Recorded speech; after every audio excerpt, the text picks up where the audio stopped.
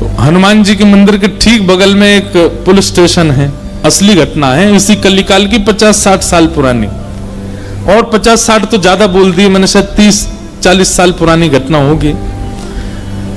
तो हनुमान जी के मंदिर में एक सिपाही, एक पुलिस वाले, छोटे, ज्यादा उच्च श्रेणी के नहीं थे, हवलदार थे। तो वो रोज पहले हनुमान जी को प्रणाम करते, फिर अपने पुलिस स्टेशन जाते थे।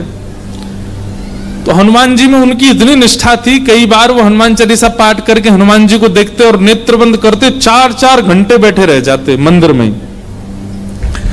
और फिर अचानक आंख खुलती तो भागते। तो पुलिस स्टेशन के जो मुख्य इंस्पेक्टर थे वो उनको डांटते, ए भाई तुम समय पे नहीं आते हो, कहां रह जाते हो, क्या करते हो?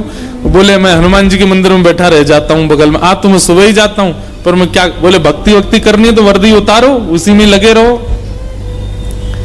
बहुत डांट पड़ने लगी। एक दिन तो लास्ट वार्निंग दे दी, बोले कल से अगर तुमने एक भी दिन ऐसा किया तो तुमको हम निकाल देंगे।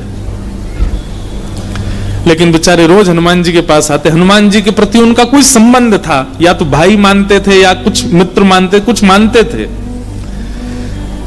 तो बाहर आए और बाहर से ही प्रणाम करने लगे हनुमान जी को। बोले अंदर नहीं आऊंगा, अंदर आता हूं तो आप पकड़ लेते हो, मेरी नौकरी छूट जाएगी।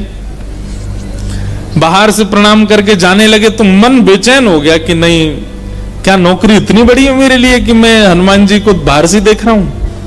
नहीं, भीतर जाके प्रणाम तो करूं। अब लेट होऊंगा तो हो जाऊंगा, क्या होगा, निकाल देंगे मुझे। पर हनुमान जी तो ये जीवन भर साथ रहने वाले, ये मुझे कभी नहीं त्यागेंगे। भीतर गए और जैसे हनुमान जी को प्रणाम किया, उनका तो नियम था, देखते ही समाधि लग जाती थी, बैठ गए समाधि में। और दिन तो 3-4 घंटे की लगती थी, आज 8 घंटे की समाधि लगी। शाम हो गई और शाम होते ही जब होश आया, बोले जय हो बजरंगबली, तुम भी बढ़िया हो। मतलब जब पता था कि आज अगर मैं लेट हुआ तो मैं नौकरी से निकल जाऊंगा, तो आज 8 घंटा लंबी कर दी समाधि। अब शायद आप ही चाहते हैं कि मैं छोड़ छाड़ दूं नौकरी, ठीक है मैं जाता हूं अभी। अब वो मुझे डांट करके निकालें उससे पहले मैं ही निवेदन कर दूंगा, भाई मुझसे नहीं हो पाएगा।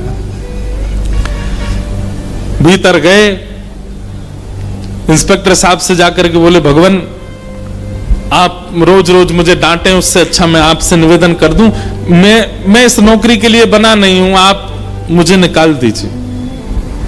इंस्पेक्टर बोले क्यों, क्या हो गया, और तुम ऐसे क्यों बात कर रहे हो, सब बढ़िया तो चल रहा है, कोई दिक्कत है नहीं? बोले नहीं, देखिए उस दिन भी लेट हुआ, आज भी फिर मैं लेट हो गया। कब लेट हुए? आज सवेरे हम लोग गए तो थे, वो चोर पकड़ के भीतर बंद किया, तुमने उसमें इतने मुक्का मारे घुमा घुमा के बेचारे की नाक से खून निकाल दिया तुमने। हम तुमको रोक रहे थे, लेकिन आज तुमने ऐसा बल उठा उठा के फेंक रहे थे उसको। सब बढ़िया तो है, अब समय से आते रहते हो तुम, अब कोई दिक्कत नहीं है, अब क्यों कह रहे हो इस्तीफा देना? बोले मैं कहां गया आपके साथ, मैं तो आज अभी आया हूं पुलिस स्टेशन। तो बाकी सब अरे देखो ये क्या, ये पागल हो गया, भांग वांग खा के आया है। अरे भाई हम सब आज सवेरे हमको फोन आया, हम लोग कहीं गए थे पकड़ने, एक चोर को पकड़ के लाए, तुमने उसमें बड़ी पिटाई लगाई, हम सब साक्षी हैं। उसके हाथ पैर कांपने लगे। बोले भगवान मैं सौगंध खा के कहता हूं अपने परिवार की कि मैं सुबह आया था तब से मंदिर में ही बैठा हूं, मैं आया ही नहीं हूं अभी, यहां नौकरी मैंने ज्वाइनिंग ही अभी शाम को करी है। तुरंत दौड़ करके गए, बोले नाथ आज मेरी जगह आप गए थे, तभी इतने मुक्का पड़े हैं चोर में।